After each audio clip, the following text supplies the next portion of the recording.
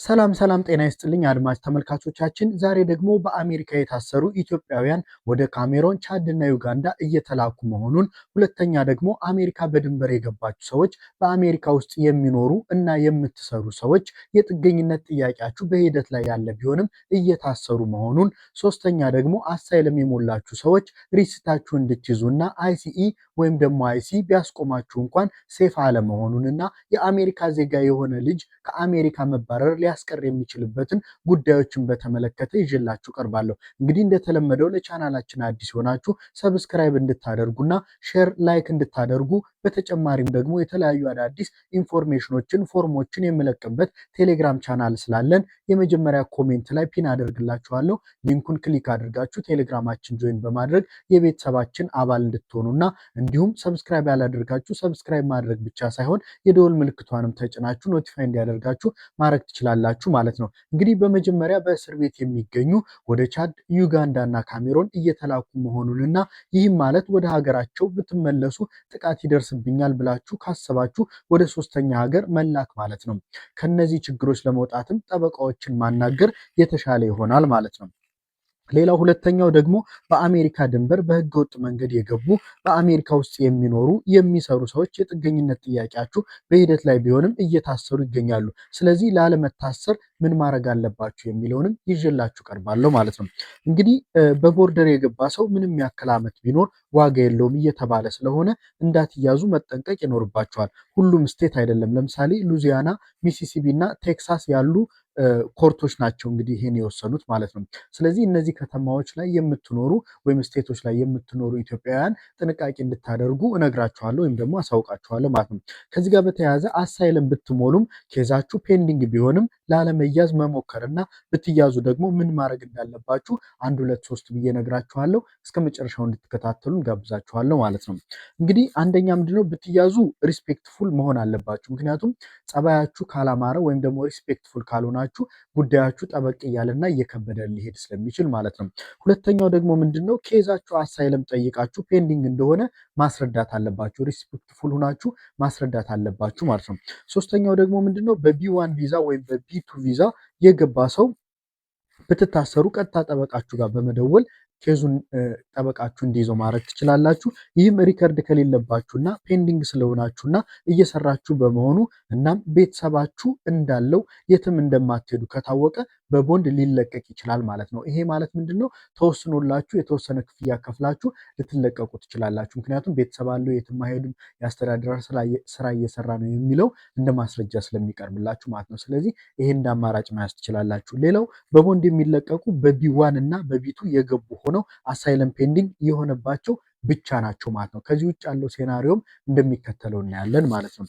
እንግዲህ በቦርደር የገባ ሰው ደግሞ መጀመሪያ ለቀውኛል እየሰራው ነው ቢል ጠበቃው ለኢሚግሬሽን ኮርት ሳይሆን ሄባስ ኮርፐስ ወይም ደግሞ ፌደራል ዲስትሪክት ኮርት ነው መሙላት የሚቻለው። ይህንን የሚያደርገው ጠበቃው ይሆናል ማለት ነው። ስለዚህ በቦርደር የገባና ቢ1 ቢ2 ቪዛ ያለው የተለያየ ሴናሪዮ ስላለው አሁን እንደነገርኳችሁ በዚህ መሰረት እናንተ ከችግሮቻችሁ መላቀቅ ትችላላችሁ ወይም ደግሞ ከዲፖርቴሽን እና ተያያዥ ችግሮች ማምለጥ ትችላላችሁ ማለት ነው። ቤስት የሚሆነው ላለመያዝ መሞከር ነው የሚሆነው ማለት ነው። ከተያዛችሁ ግን ከላይ የጠቀስኳቸው ስቴፖች መጠቀም ትችላላችሁ። ከጠበቃችሁ ጋርም እየተማከራችሁ ጉዳዮችን ማስተካከል ትችላላችሁ ማለት ነው።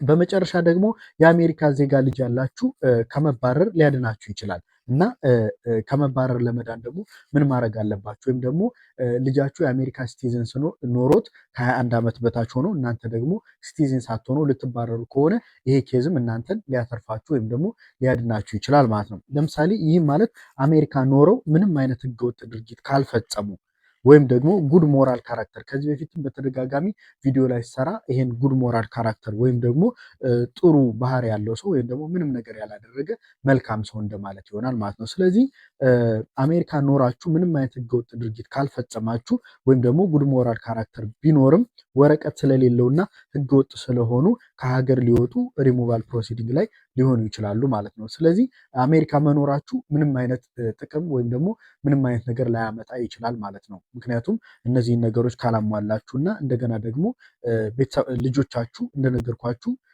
የአሜሪካ ዜጋ ሆናችሁ እናንተ ዜጋ ካልሆናችሁ በእነሱ እንዴት እንደምታመልጡ እነግራችኋለሁ ማለት ነው። እንግዲህ ከ21 ዓመት በታች የአሜሪካ ሲቲዝን የሆኑ ልጆች ካለዎት እነዚህ ልጆች እርስዎ ከሀገር ቢወጡ ስለሚጎዱ ጠበቃችሁ ካንስሌሽን ኦፍ ሪሙቫል አስገብቶ የልጆትን ዜግነት ተጠቅሞ ከመባረር ሊያድንዎት ይችላል። ነገር ግን ከባድ ኬዝ ሊሆን ይችላል። እንግዲህ ከዚህ ጋር በተያያዘ የምነግራችሁ ምንድን ነው፣ ለምሳሌ የእናንተ ልጅ ከ21 ዓመት በታች ሆኖ ህጋዊ የአሜሪካ ሲቲዝን ሊሆን ይችላል። እናንተ ደግሞ ሲቲዝን ላትሆኑ ትችላላችሁ። ስለዚህ ይሄ ምንድነው፣ ለምሳሌ አንድ ተማሪ እየተማረ ወይም ደግሞ ሲቲዝንሽፕ የሆነ ልጃችሁ እየተማረ ጥሩ ውጤት የሚያመጣ ሊሆን ይችላል። ወይም ደግሞ ሌላ ኢሹ ያለበት ሊሆን ይችላል። የህክምና ችግር ሊሆን ይችላል።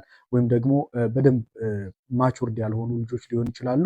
እነዚህ ልጆች እንግዲህ አባት ወይ እናት ሊሆን ይችላል ሲቲዝን ሳይሆን ሊባረር ከሆነ ይሄን እንደ ኬዝ በማቅረብ ልጁ የሚደርስበትን ጫና ወይም ደግሞ የሚደርስበትን ችግር በትምህርት መስነፍ ሊሆን ይችላል፣ በጤና ሊሆን ይችላል፣ ወይ የእናት ወይ አባት ፍቅር በማጣት እንደነዚህ አይነት ኬዞች ወይም ችግሮች ሊኖሩ ይችላሉ ማለት ነው። ስለዚህ ከዚህ ጋር በተያያዘ ማንኛውም ነገር ጠበቃችሁ ጉዳዩን ይዞ ሌሎች ሪዝኖችንም ጨምሮ ቅድም የነገርኳችሁ ጉድ ሞራል ካራክተር ያልኳችሁ እና ሌሎች ኢቭን ከዚህ በፊት በሰራችሁ ቪዲዮዎች ወንጀል ነክ ነገሮችም ሊሆን ይችላል።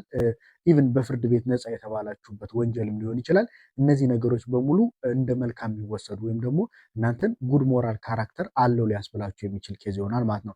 ስለዚህ እናንተ አሜሪካ በምትኖሩበት ጊዜ በጣም የተሻለና ጥሩ ጸባይ ያላችሁና እነዚህን ነገሮች ደግሞ ካካተታችሁ አሜሪካ ዜግነት ያለው ሰው ወይም ደግሞ ልጅ ካላችሁ ሰው ሳይሆን ልጅ ስፔሻሊ ልጅ ካላችሁና እድሜያቸው ከ21 ዓመት በታች ከሆነ ምን ሊሆን ይችላል ማለት ነው፣ ካንስሌሽን ኦፍ ሪሙቫል አስገብቶ ጠበቃችሁ እናንተ ሰርቫይቭ እንድታደርጉ። ምክንያቱም አንደኛ ያ ሰው ከአሜሪካ እነዛ ልጆቹን ጥሎ ወደ ሌላ ሀገር በሚሄድበት ጊዜ ወደ ሌላ ሀገር ሲሄድ ሴፍ ላይሆን ይችላል ለሱም። ይሄም እንደ ሪዝን ጠበቃችሁ ሊያቀርበው ይችላል። ልጃችሁም ደግሞ እንደዚህ አይነት ኬዝ ካለበት በትምህርት መድከም ብቻ ሳይሆን ወይ በጤና ብቻ ሳይሆን እናት አባት አንድ ላይ ሆኖ የማሳደግ ሁኔታ አለ፣ ልጆች እንዳይጎዱ አሉና ተያያዥ ችግሮችን በመጥቀስ ያ ጠበቃ ዊል ሊያደርግ ይችላል ወይም ደግሞ ሊያሸንፍላችሁ ይችላል ማለት ነው። እንግዲህ ከዚህ በፊት እንደተናገርኩት ቤተሰብ በተመለከተ እናት አባት መውሰድ በተመለከተ በእጮኛ በጋብቻ ወንድምና እህት ዜግነት እንዴት እንደሆነ እንዴት እንደሚጠየቅ ግሪን ካርድ እንዴት እንደሚጠየቅ ከኢትዮጵያ የተከለከሉ የቪዛ ፕሮሰሶችን ማድረግ አለብንም ማድረግ የለብንም የሚሉ የተለያዩ ጥያቄዎች ተነስተዋል። እነሱን ጥያቄዎች እንግዲህ በተለያዩ ቪዲዮ በፓርት እየመለስኩላችሁ ነው። አሁንም ያልገባችሁ ጥያቄ ካለ ወይም ደግሞ አስቸጋሪ ጥያቄ ካለ ብትጠይቁኝ በኮሜንት እኔ የምመልስላችኋለሁ። ካልሆነ ደግሞ ቪዲዮ የሚያስፈልገው ከሆነ እንዳሁኑ ቪዲዮ ሰርቻ አቀርብላችኋለሁ ማለት ነው። ስለዚህ እስከ መጨረሻው ስለተከታተላችሁኝ ያመሰግናለሁ። እንደተለመደው እንግዲህ የቴሌግራም ቻናላችን ጆይን ማድረግ እንዳትረሱ፣ ሰብስክራይብ ማድረግ እንዳትረሱ። ይሄ ደግሞ ያስፈልገዋል ለምትሉት ሰው ሼር አድርጋችሁ ወይም ደግሞ ሊንኩን ኮፒ አድርጋችሁ ብትልኩለት መረጃውን ማግኘት ይችላል ማለት ነው። እና እሱም ደግሞ እነዚህን ቪዲዮዎች አይቶ ጥያቄ ሊጠይቀኝ ይችላል፣ ምላሽ ልሰጠው ይችላለሁ ማለት ነው። እንግዲህ ብዙዎቻችሁ የምታደርጉት ምንድነው፣ የተለያየ ቪዲዮዎች በምሰራላችሁ ሰዓት ቪዲዮን ሳታዩ ኮሜንት ታደርጋላችሁ። እንደገና ደግሞ ከረንትሊ የሰራሁትን ቪዲዮ ብቻ ሳይሆን ሌሎች ቪዲዮዎችን መልስ የሚሰጡ አሉ እና እዛ ላይ አንብባችሁ ታይትላቸውን ወይ ተምብኔል አይታችሁ መልስ የምታገኙበትን ቪዲዮ መርጣችሁ ማየት ትችላላችሁ ማለት ነው። እና በተደጋጋሚ ግን ሁሌ እንደምነግራችሁ ኮሜንት ሳልመልስለት የቀረ ሰው የለም። እንደገና ደግሞ ጥያቄ ጠይቆኝ በቪዲዮም ያልሰራሁላችሁ ጥያቄዎች እስካሁን የሉም እና አሁንም ቢሆን ተስፋ ሳትቆርጡ ያሉትን ፕሮሰሶች መሞከር አለባችሁ። ያልገባችሁን ጥያቄ ደግሞ መጠየቅ አለባችሁ። የተከለከለው ምን እንደሆነ ደግሞ በቀጣይ ቪዲዮ ሰራላችኋለሁ። የሚፈቀደው ፕሮሰስ የምታደርጉት ደግሞ ምን እንደሆነም አቀርብላችኋለሁ ማለት ነው። ስለዚህ እስከ መጨረሻው ስለተከታተላችሁኝ አመሰግናለሁ። መልካም ጊዜ፣ ቸር ተመኘው።